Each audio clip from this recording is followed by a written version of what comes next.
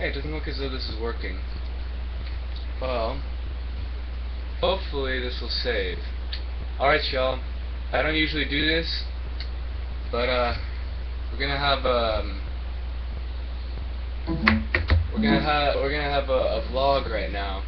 And what I'm vlogging about, I hope you can hear me, even if you can't see me. What we're vlogging about today is the film 500 Days of Summer. Now, understandably, this has come out about 5 years ago. Actually, 6 years ago. Yes, I think 6 summers ago. I think it came out in summer, which makes a lot of sense.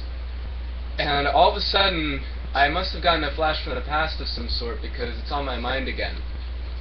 And I figure it's too early in the day for me to go to a bar and rant to the regulars there, because the regulars come in the evenings usually.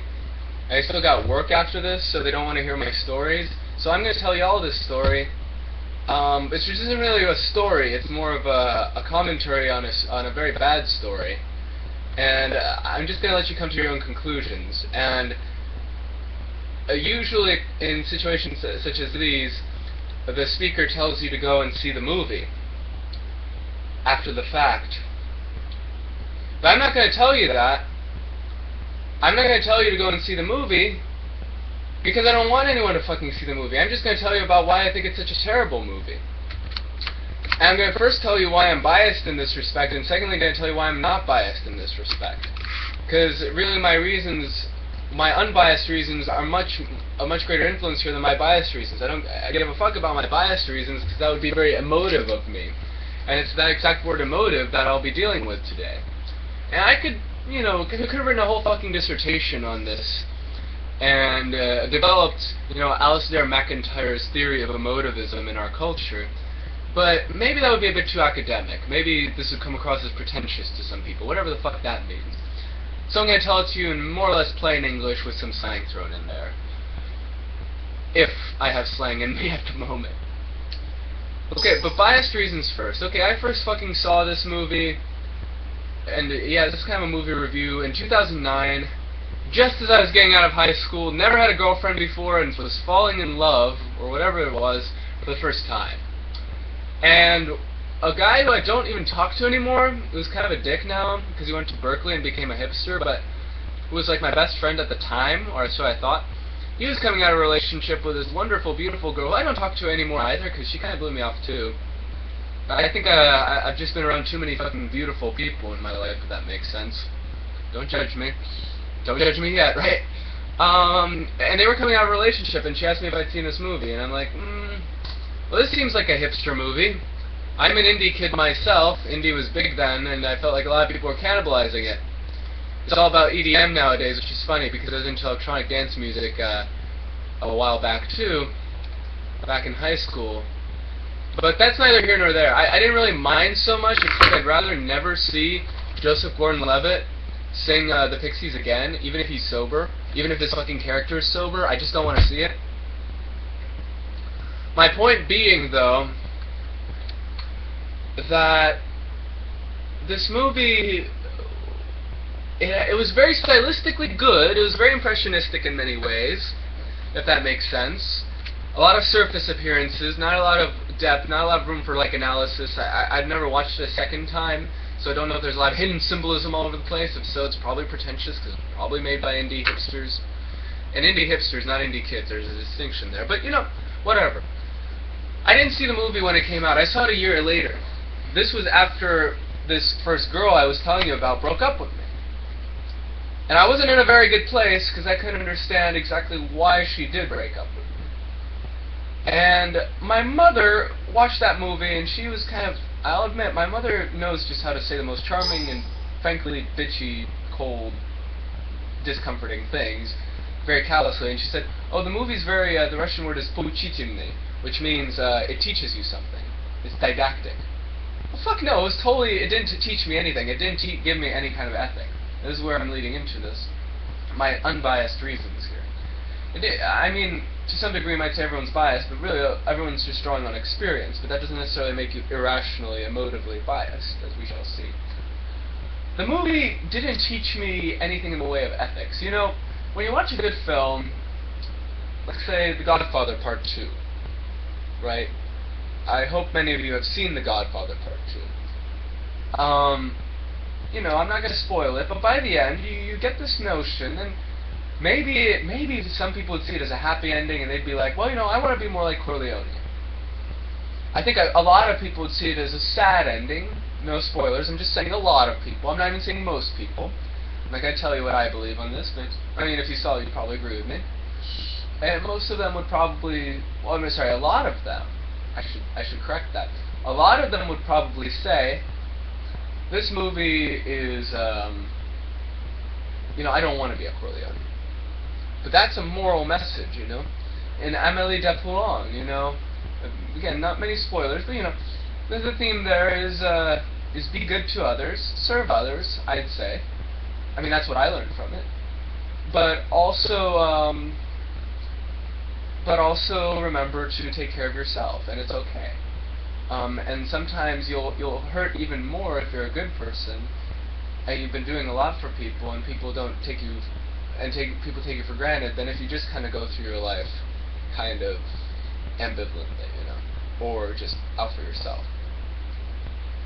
Now, and you can contrast these two characters too. You can say one of these characters is a victim of his own bullshit, and the other is a victim of circumstance, but ultimately things work out for her, and we should be the kind of people that reward good behavior like that. Hold on just one moment, please. Hello? Hello? Hello? Hello? Sorry about that. Again, get deed, checking the phone for my family. It might be distant relatives. Actually, distant relative, I only have one. Fucking Russian families. Anyway, the point is, though, let's get to the crux of it, because we're 7 minutes in. 7 minutes, 13 seconds. Okay, so, the point is, what I hate about 500 Days of Summer is it's totally fucking emotive. It's postmodern, it's nihilistic. It's not a statement of ethics, it's a statement of fact, apparently. And the fact is that sometimes girls, I guess, get to treat you like you're nothing, and they're not the bitch, but you are. And instead, you should go for the first girl who smiles at you later at like in an office or a transit station or whatever. I don't know. Or maybe the theme here is that the only people who are hopeless romantics are people who whose occupation it is to write bullshit greeting cards. The real theme here is that there's no such thing as a soulmate. And I'm going to tell you why there is such a thing as a soulmate. There has to be, otherwise we're all fucked. How do they justify this? First of all, this is why the movie's not pocheating me in any sense.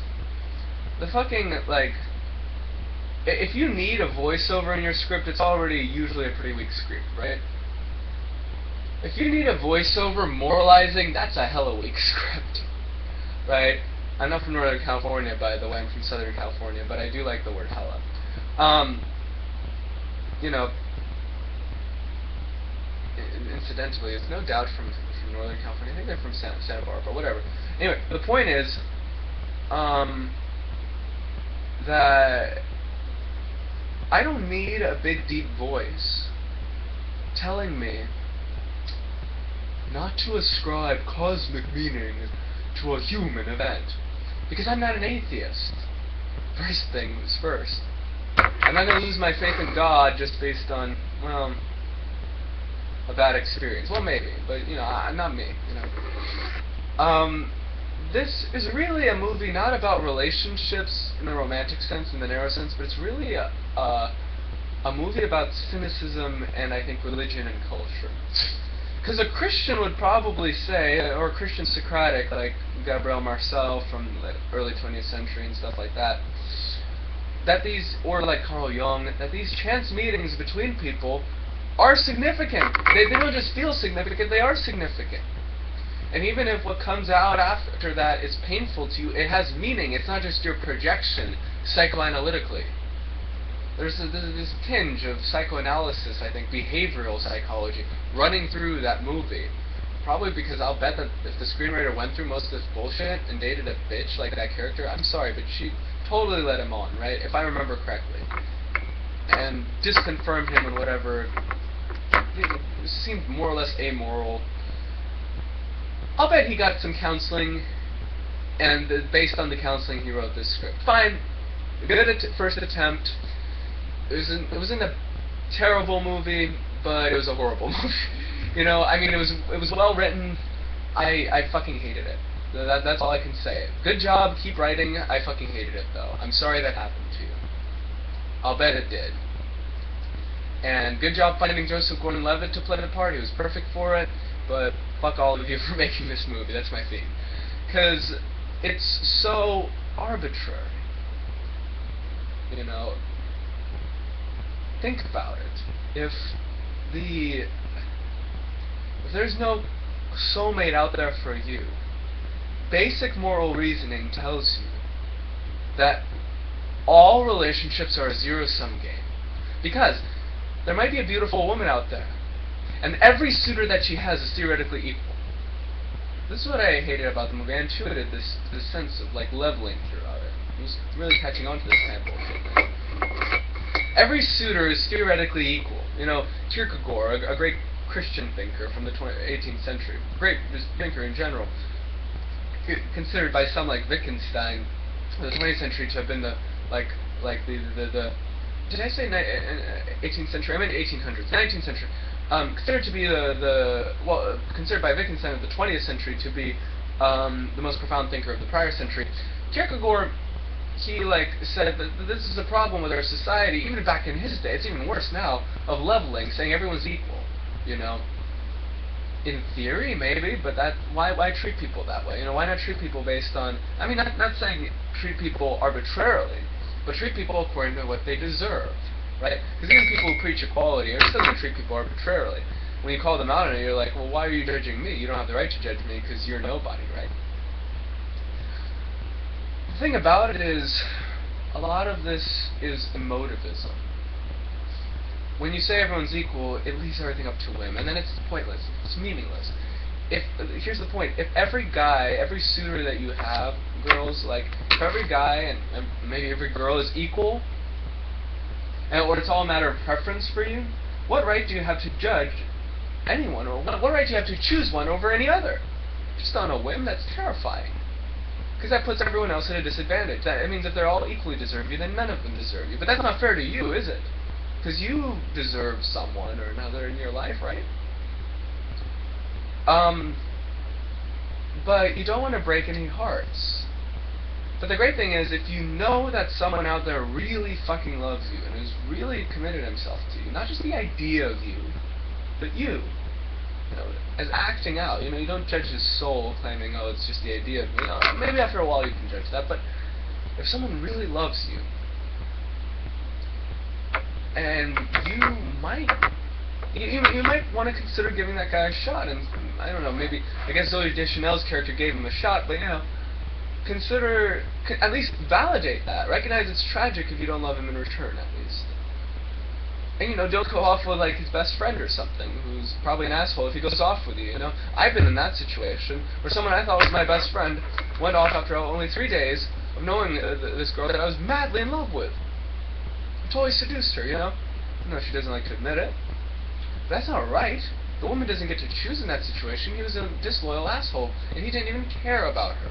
The situation would have been really easy to remedy, because the thing is, you know which of these two people cares more about the other person.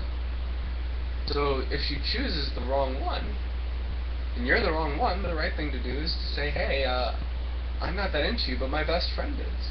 And I can't break his heart, and you shouldn't either. And if that means everyone has to walk away miserable, that's better than 2 people walking away happy and 1 person miserable. Right? Because it's fair.